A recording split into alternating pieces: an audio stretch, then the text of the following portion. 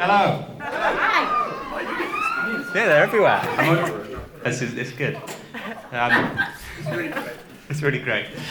I'll try not to mumble, and I'm going to read off this and speak quietly because you all say I mumble too much. But here we go. I can't believe the day's finally arrived. And we didn't even tell you all the dates because we didn't want to bore you with invitations and postponement cards. But 4 dates, 2 venues later, we finally made it. Woo! So, on behalf of my wife and I, thank you for sticking with us. Although, if I needed any more signs not to get married. I think you'll all agree, Hannah looks incredible today. She chose her dress in August 2019, and she stuck with it. I'm surprised she didn't return it and change it a couple of times. I am surprised. Yeah, so that's good. Since getting engaged and right through the planning process, as most of you know, Hannah hasn't had the easiest time. She's still soldiered on, looking after me and the girls while dealing with stress and upset, and still smiling when she probably just wants to cry. I'm very proud of you and everything you do for our family. Oh no! No! Suck it in! No! I'm not sure how I got by before, but I definitely miss my roast dinners every Sunday, if I didn't have you now, and so would Mum and Dad. I love you so much.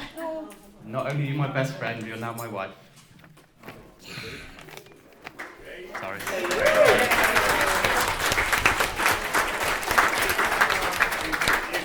For those that don't know how we met, it was fate that brought us together back in 2016. We met at a big weekend in Exeter. I didn't have a ticket, Hannah didn't have a ticket. We both ended up getting tickets through friends. And little did I know at the time, the taxi driver who dropped me there was Denise. She had it clapped all. Hannah caught my attention the moment I laid eyes on her, queuing for the Portaloo, with glitter all over her face. And I should have known then that my life would be filled with glittery sparkly things. Yeah! Hell yeah! We didn't speak for a little while after that until Hannah's birthday, when we bumped into each other again in Newton Abbot, and then I got invited over for a cup of tea, and the rest is history. Woo. Cup of tea. It was a cup of tea. It was a cup of tea as well. It was lovely. It was! I'm a good girl. You only stayed for Bella. Yeah, they had Bella Yeah, did Bella it. the She dog. sold it to me. Oh. So I'd like to start by saying special thank you to Denise, firstly for being so welcoming towards me, and also for raising such an amazing, strong, caring lady who go to the end of the earth and back for all the people she loves. Thank you for everything you do for us. You've been Hannah's rock time and time again. Woo!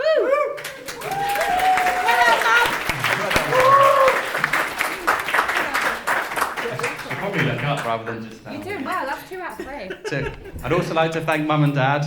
We wouldn't be able to achieve what we've achieved without your help and support. You're always there for us when we need you, always happy to help, and made Hannah feel a part of the family since day one. Yeah. And put up with me for 31 years, so I appreciate everything you've done for me. And I know Dad's always up for a project, even if he's retired. So, You know, Gary. I'd like to thank my best men. They've been by my side today and nearly 30 years. I'm truly grateful for everything you do and have done over the years. And thank you for organising a great stag do. It's safe to say everyone enjoyed themselves. I'm glad I didn't wake up the next morning tied to a lamppost, but I can't say Saturday was an easy day.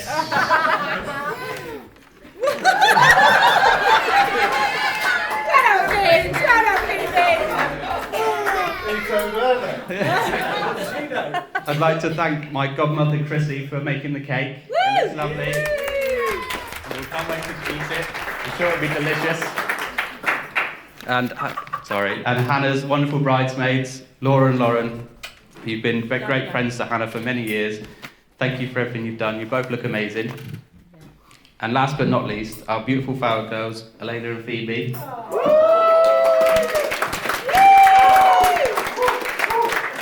You both look amazing, and I'm so proud of you walking down the aisle. I love you both. So on behalf of my wife and I, thank you all for coming. It wouldn't be the same without you, although considerably cheaper.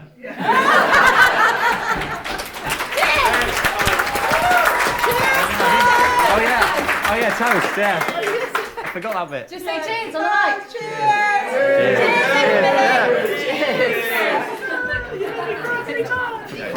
Hello. Hello, everybody. It was nice to be asked to say something today.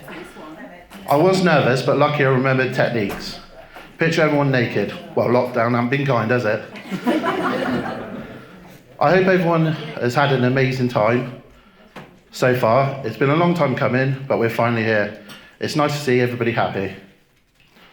I know we're missing a few loved ones today, and I can say I know that our dad would have loved to have been here and had a pint with us all. Hannah, first of all, as your brother, I would like to say I'm happy you turned into a beautiful mother and a beautiful wife to Mike. I'd like to give you advice what makes a happy marriage, but I don't know.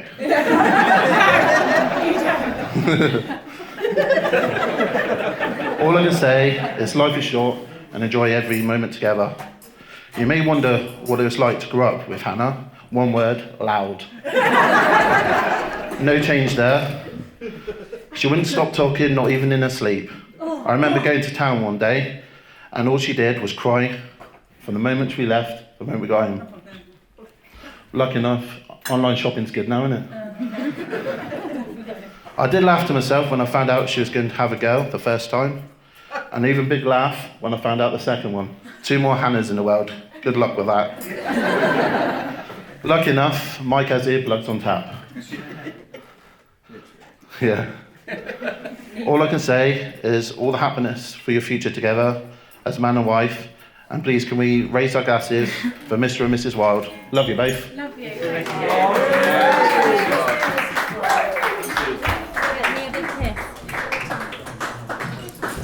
Hello.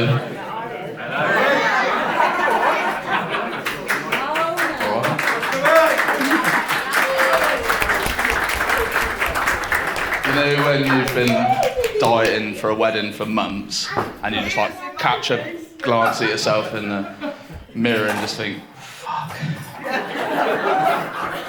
Anyway, hello everyone, I'm Stowe. I'm one of the best men tasked with delivering you a speech today. Don't mind me, I'll be reading here from my notes on this here paper. I did ask Mike for a teleprompter, but he cheaped out on me. Cheapskate. I wonder why. It's no surprise that we're all here today. Obviously Hannah being a right catch, but from the day they met, it was clear that their future would be paved out this way. Both Sam and I called this day from the get-go. Let me tell you how we knew. So back in 1999, on a cool summer's day, Mike was extremely excited to tell us about this new game he's got for the PS2, Desert Storm. Revolutionary in its field, Mike explained how it had a cooperative story mode where you both played separate characters and had to work together. Jesus Christ.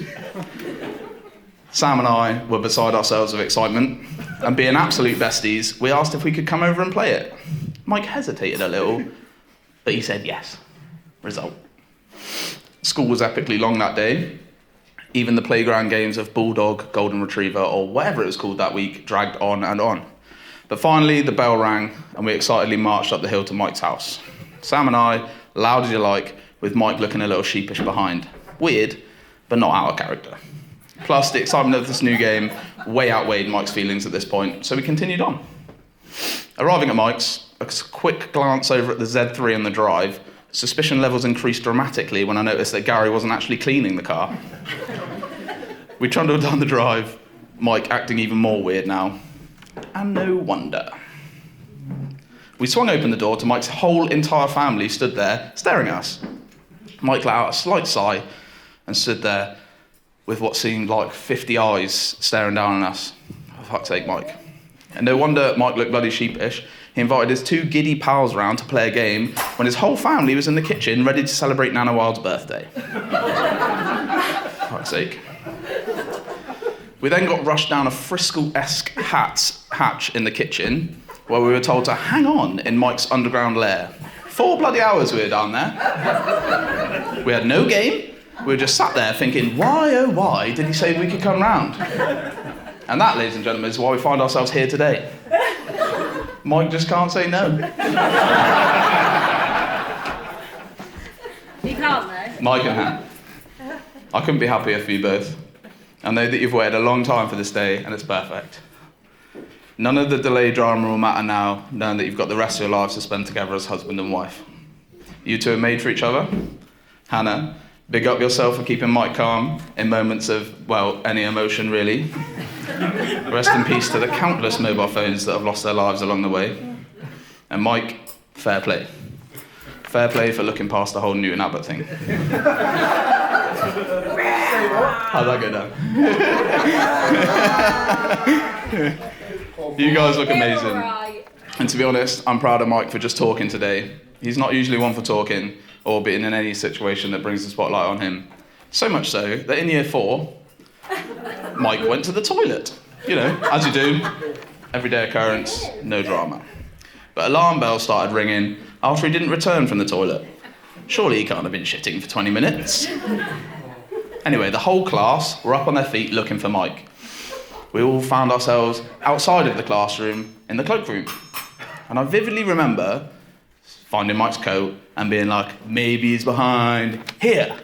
Yanked the coat back and Mike was stood there, sheepish as fuck, stood there behind his coat. Upon questioning, his reasoning for trying to blend into Matalan's finest coat was because he was too scared to come back into the class and people look at him. And now you're here, killing it in front of everybody. Woo! Fair play to you. I love you. Living in Wales can have its disadvantages. I don't get to see my best mate on the daily, and I don't get to watch your perfect family grow up alongside the business you and Luke grafted so hard to make class. I even miss out on doing all the cool shit we used to do as kids all over again, like trampolining and playing on walls, but I'm sure Sam will elaborate on those. I love you guys so much. I'm so unbelievably proud and super honoured to be stood here by your side, sort of. It's been class. Please can everyone raise a toast to Mr. and Mrs. Wild. Cheers,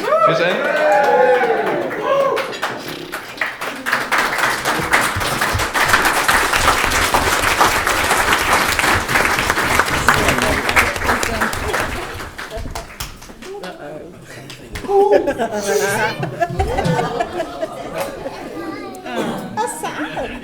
You want to listen to what Sam said? I convinced myself that there wasn't very many people here today.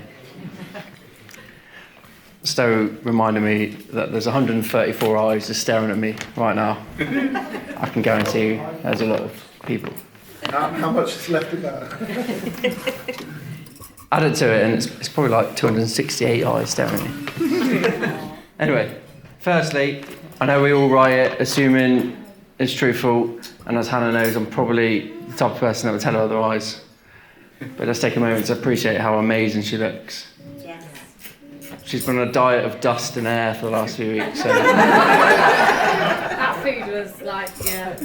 she scrubbed up well for the occasion.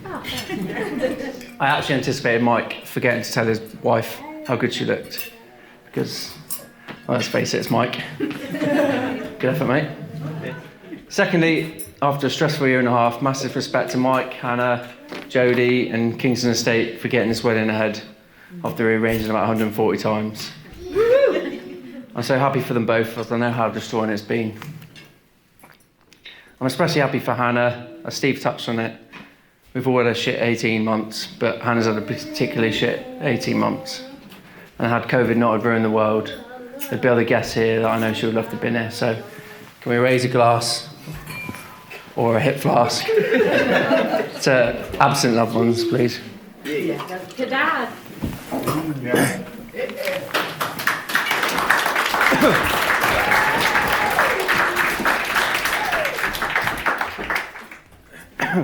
It's gone that wrong way.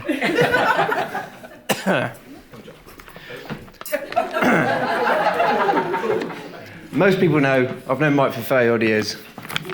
I've known Hannah for about 5 years. Well, that feels like a lifetime. When they first met, Mike told me Hannah had a daughter. My actual words were, "Yeah, bin that off, mate. You don't need a kid in your life." And you're still a best man?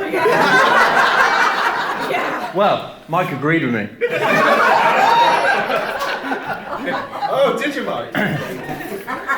Hannah was pregnant 8 months later. When I first met Hannah, I thought she was this wild, outrageous bird from Newton Abbot. And I can absolutely guarantee and confirm that that is true. She's just moved out of Newton Abbot.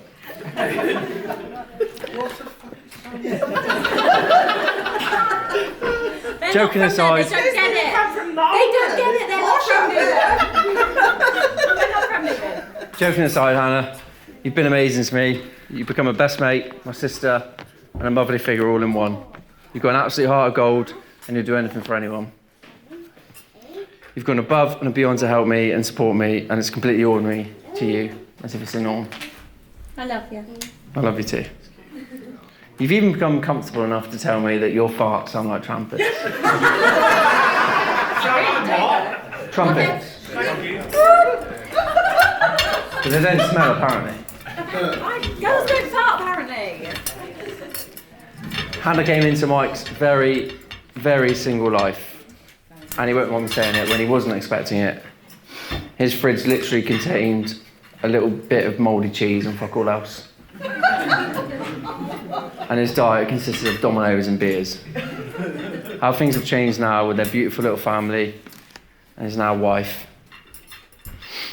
I could not be happy for them both. If you told me 15 years ago that Mike would be married with children at 31, I would have laughed at you. Most people didn't even know he could speak till he was about 16.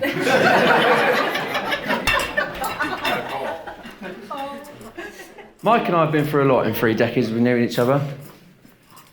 There was a time he pushed me off a 10-foot wall into stinging nettles. Then laughed. And watched me as I struggled to get out. If that pain wasn't enough, there's a time he threw a dumbbell at me for beating him on the PlayStation. Thankfully, Mike's worked on these anger issues. Just ask the 34 phones he smashed or the multiple holes he's punched in the walls of his house. To be fair to him, the anger probably stems from an early age when Mike's mum and dad, Jill and Gary, filmed him playing the tuba. Naked. To make it worse, that wasn't even the worst home video Mike appeared in, was it, Mike? No. Now, we've all got a favourite song, but have you danced around dressed as Boy George to Karma Chameleon in your living room? Didn't think so. Wouldn't be too bad. It's a bit much for a 22-year-old. There's a lot more entertaining than Gary's other home video, though, wasn't it, Gary? Watching a spider spin its web for 10 hours. During our long friendship, there's only been a brief period when Mike hasn't spoken to me, when his sister Gemma agreed to be my girlfriend in primary school. Didn't last long though, she two-timed me with Stowe.